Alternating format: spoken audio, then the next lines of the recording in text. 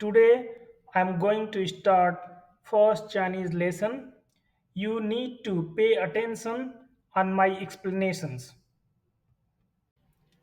Let's start the first lesson of Chinese language. Here I have given the Chinese characters, its pinyin and the meaning in English and Hindi. So let's start the first phrase ni hao, ni hao, hello, namaste. Nin hao, nin hao, hello, namaste. This I will explain in the next. That's what is the difference between ni and nin. The third phrase is ni man hao, ni man hao. Hello everyone. आप सभी को नमस्ते. Just we learn four phrases. In those, we observe that some characters are different but meanings are same. Let's see what is the different between them. Here, ni, nin, niman, these are pronoun.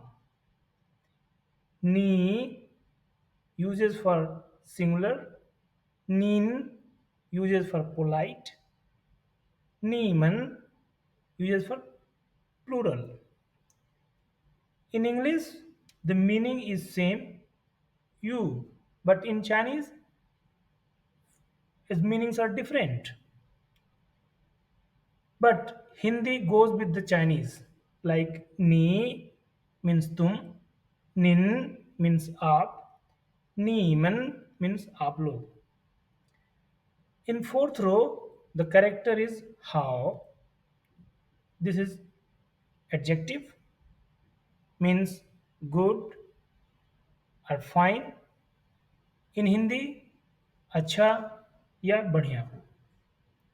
Once this character how goes with ni means the meaning gets changed.